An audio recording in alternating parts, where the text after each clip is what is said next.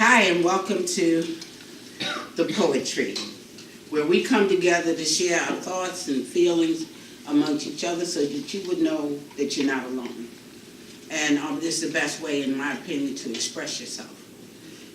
So I always like to open my signature speech, and this goes like, the conjoining of spiritual minds give rise to the unification of the divine movement into the oneness we've been called to create. And it is us. We are poetry. And it is my mission to bring back your childhood memories when a caress was innocent. Love was genuine and meaningful, and a kiss said more than words. Take my mouth into yours. Taste its sweetness. Does it remind you of the essence of honeysuckle, freshly picked from the vine, filling your mouth with all that's good about being alive? Take my voice into your ears. Consider its greatness. Feel its gentleness as you experience the uniqueness of my poetry. Take my heart into yours. Consider its power, that it could bestow so much compassion in such a small space. Thank you. So I'm not going to, take over tonight. I want to be able to bring some of you up and share what you have for us this evening. And who would like to come up first? Or should I just call your name? So I'd like to call up my first reader for this evening, and that would be Mrs. Paula Casey.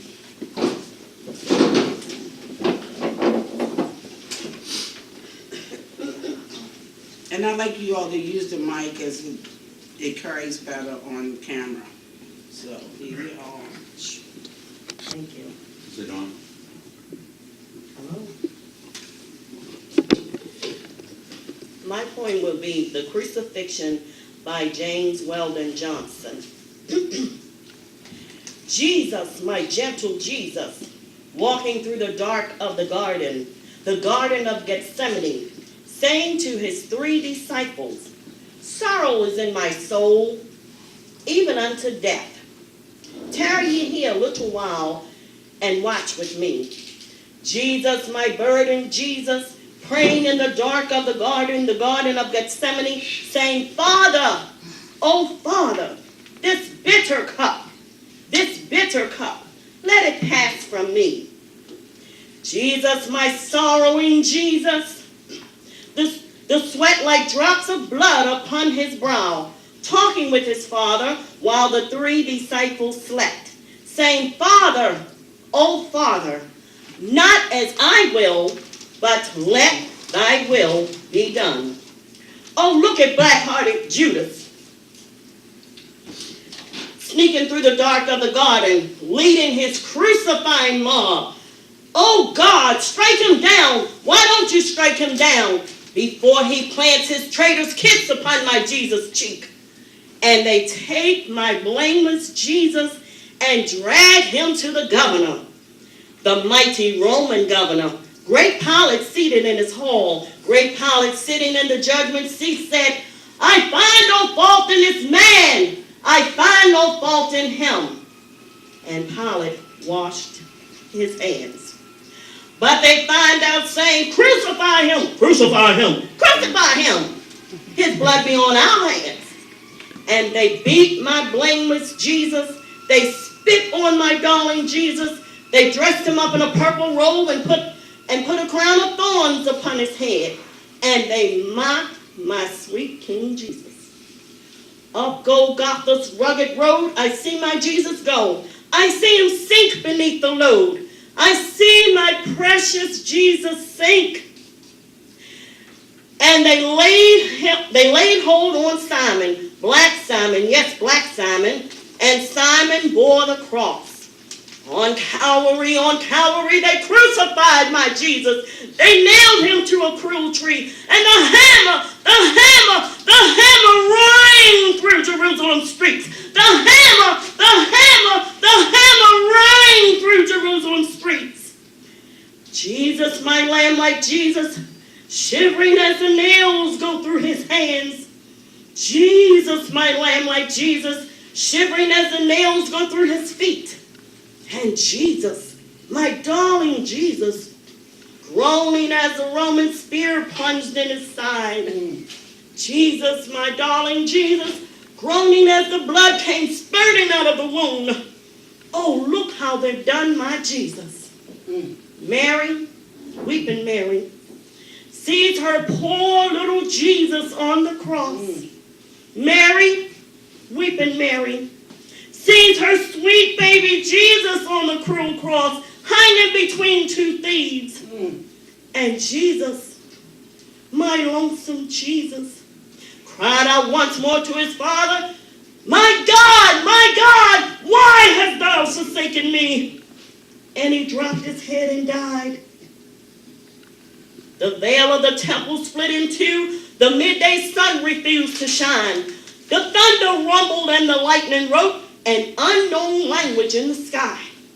What a day, Lord, what a day when my precious Jesus died.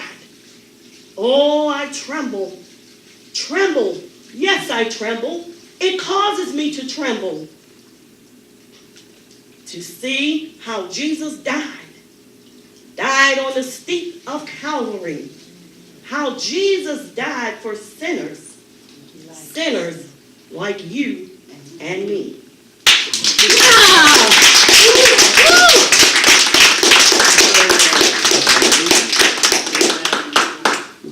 The blood that Jesus shed for me way back on Calvary,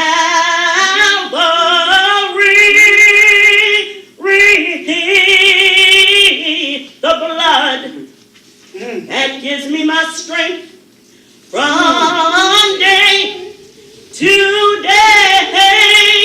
It will never lose its mighty power.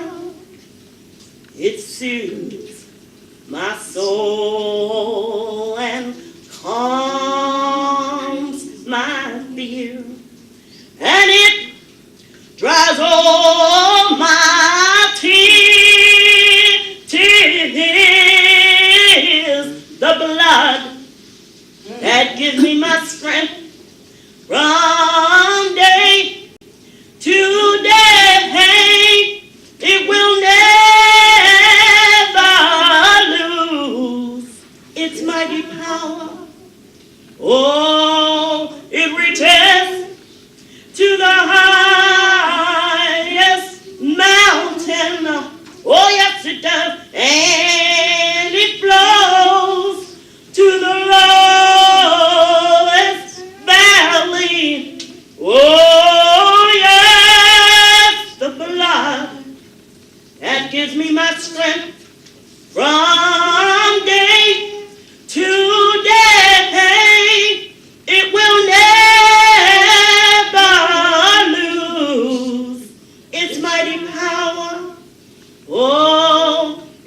reaches to the highest mountain, and it flows to the lowest valley. Oh, yes, the blood that will give you your strength from day to day. It will never lose. No, it will never lose. No, it will never lose. Never lose its power.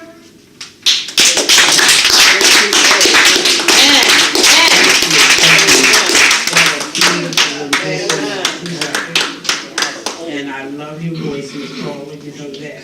Great job. Yes. Yes. What I'd like to do next, call up the next reader, and that would be you, Veronica. You don't have it? So I'll get back to you, I'll give the book back. So our next reader then would be Miss Joanne Bennett. Oh, wow.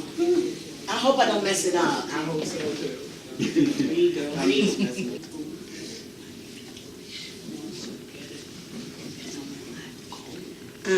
I love this poet, Maya Angelou, and the poem is called I Rise. Oh. The author is Maya Angelou. I rise. You, me, write me down in history with your bitter, twisted lies. You may treat me in the very dirt, but still like dust, I rise. May my sassiness upset you? Why are you beset with gloom? Because I walk like I've got oil wells pumping in my living room, I rise. Just like moons and like suns with the surging of the tides, just like hope's spring tide, still I rise. Did you want to see me broken, bowed head, lowered eyes, shoulders falling down like teardrops, weakened by my soulful cries? Does my hauntiness offend you? Don't you like to take it awful hard? 'Cause I laugh like I've got gold mines digging in my own backyard? You may shoot me with your words. You may cut me with your eyes. You may kill me with your hauntiness. But still, like air, I rise. Yeah, that's right. Does my sexiness upset you? Does it come as a surprise that I dance like I got diamonds at the meeting of my thighs? Out of the huts of human shame, up from a past rooted in pain, I rise. I'm a black ocean leaping and wide. Oh, I'm wide. I'm one black ocean, I'm going to say that again, leaping and wide. Willing and swelling, I bear in the tide. Leaving behind nights of terror and fear, I rise into a daybreak that's wondrously clear. I rise, bringing the gifts that ancestors gave. I am a dream and the hope of the slave. I rise, I rise, I rise. Thank you very much. Good reading. I don't know why you had a problem. Good reading, and you're of course going to come back.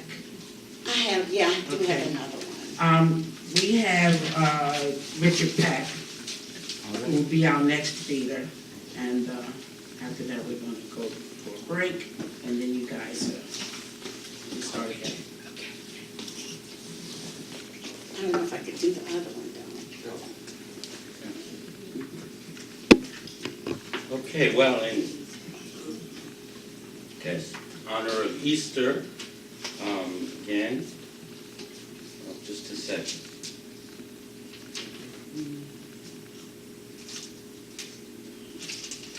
Sorry, and also in the spirit of spring, which is, Easter is about resurrection, spring is the rebirth after a long winter of the earth and also of the spirit, after what Shakespeare called the winter of our discontent.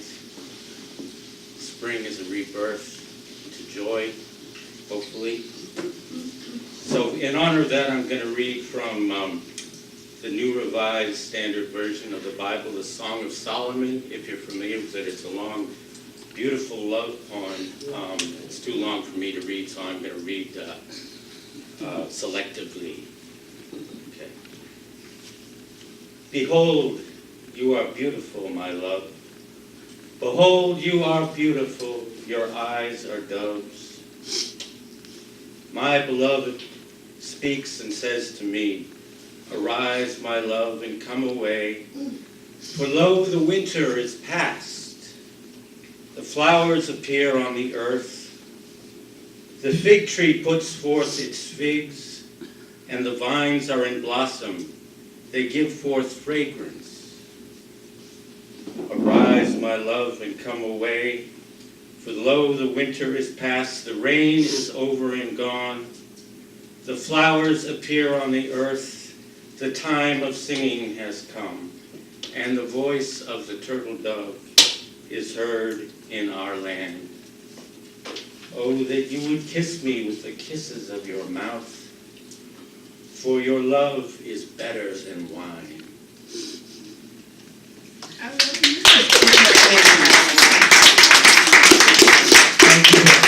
Thank you. Oh, thank you so much. What we want to do right here is we want to take a little break and compose, and we'll start again in a few minutes. So if you want to get something to eat or, whatever, we'll adjourn back here in about 5 minutes. Okay?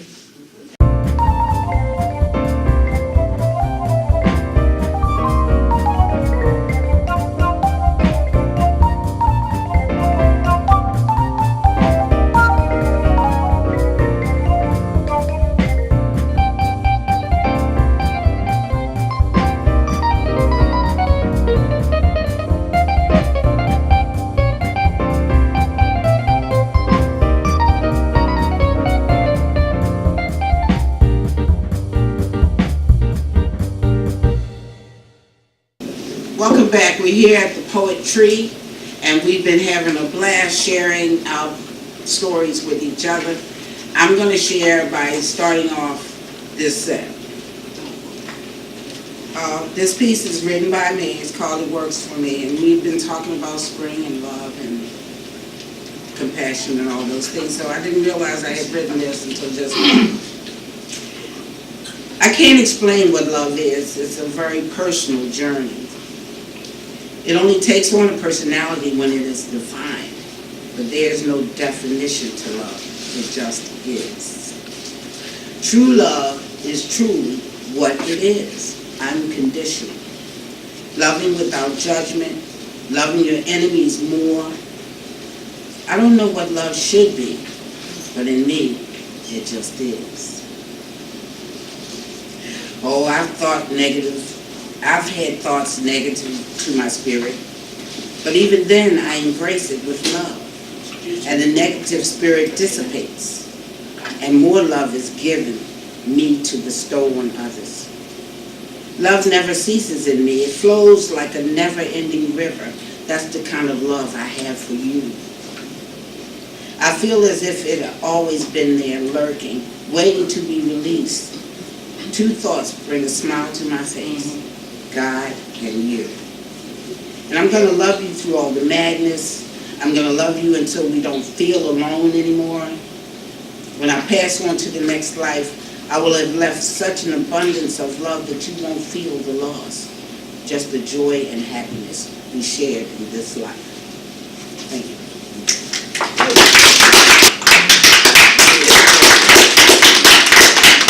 So like my next reader, if she's ready, Veronica. Yes.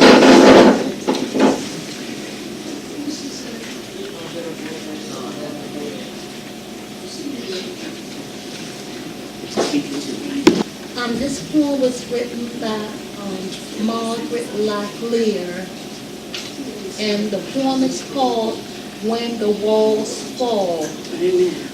Maybe we can talk later when the walls falls.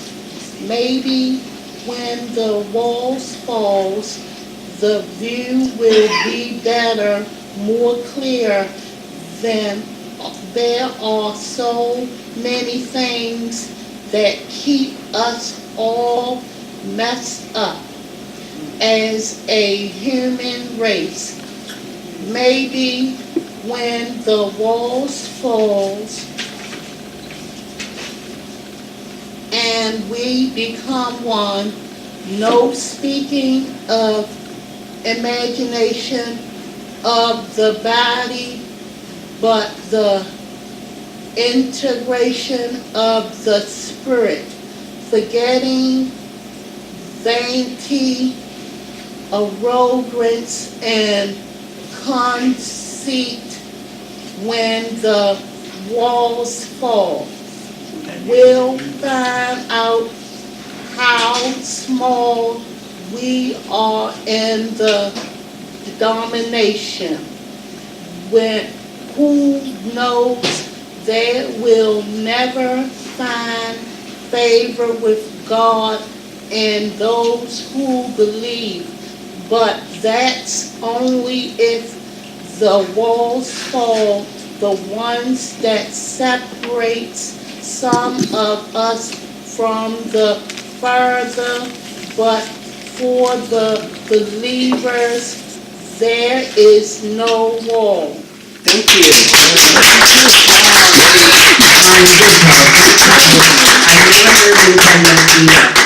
Oh, okay. Yeah, I've been a little selfish with my poetry. I tend to keep You it did to very myself. good, Ryan. Thank you. Yes. Thank you. So this next piece I'm going to do is, of course, domestic violence is always on the rise, or continually on the rise in our country, and the way the country is going, we're tight and tense and so on. So I had written this for Domestic Violence Awareness Month years ago, and so that's also my platform as well, is to speak on domestic violence and bring that to people's attention. So give me a moment.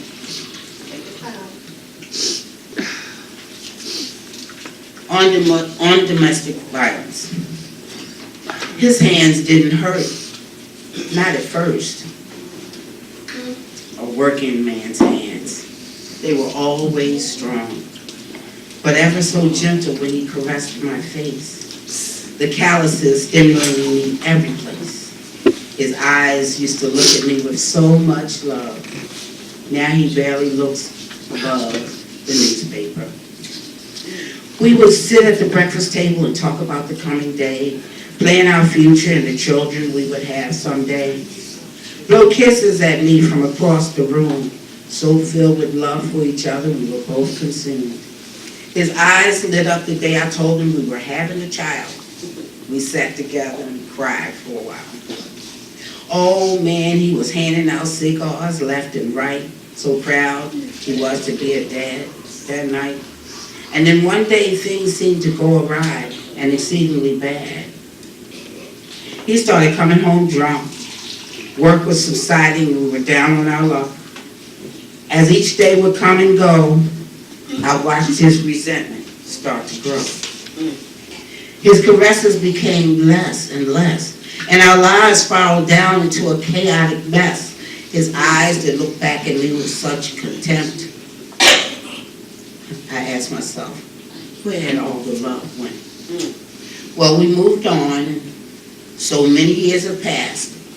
I don't know what went wrong and why the love didn't last, but it made me stronger and it made me wise. Sometimes it's good to let go. we know it's not the right time. Thank you. So, do we have any volunteers at this time? Or can I see Mrs. Bennett is going. So, I guess I can do another piece for you. Oh, my apologies. Hold up. I forgot. Miss Paula is going to grace us again with another piece. The name of this poem is I Am Free by Michael A. Nelms. With my eyes opened wide and filled with pride, I carve new roads. I am free. Obstacles and demons lie in my wake. My soul and my heart they cannot forsake. I am free. Blessed and highly favored, I am a child of God. He watches over me with a third eye. He blankets me with his love. And like a shepherd to his flock, shields me from the wolves. I am free. Wake up, my brothers and sisters, can't you see? He protects me and allows me to be me. I am free. Take heed to these words. Make them part of you, of who you are. The naysayers and dream slayers will try their best to enslave your mind and pollute your soul. Remember who and what you are. You are blessed and highly favored, a child of God. You are free. Call to he who protects thee and tell the demons to get behind me. With your heart filled with pride and your eyes open wide, forge your own road and shout to the world, I am me. I walk with he, and I am free. I am free. I am free. Amen. Thank you very much. That was great. What I'm going to do, I'm going to do another piece. Because right now I'm on this vein for the domestic violence again. And I'm going to share this one is untitled. I saw her peeping through the curtains, her body traumatized, aching and hurting. He left early going to the bar after working. She's left in a hard place, catch-22. She knew she wouldn't get far. She'd already tried to. She thought, what else can I do? She thought it through over and over in her head and would pray the phone would say he was dead. But she went back to the stove to cook dinner instead. She knew he would come back drunk and obnoxious, condemning her to hell with some story he concocted. She even felt she was to blame for his anger, not really understanding that her life was in danger. After all, his request was really minor. Keep the house clean, run his bath, and have his dinner. Be ready when he wants to make love, and after he's finished bathing, clean out the tub. Have his clothes ready the night before work. His lunch made fresh every day. She felt herself jerk. She had become his slave, not his wife. She thought about grabbing the kids and running for her life. She needed a place where he couldn't find her, but everything seemed to be too far away, and she was too scared to dare. So what do I do for a follow-up? Thank you.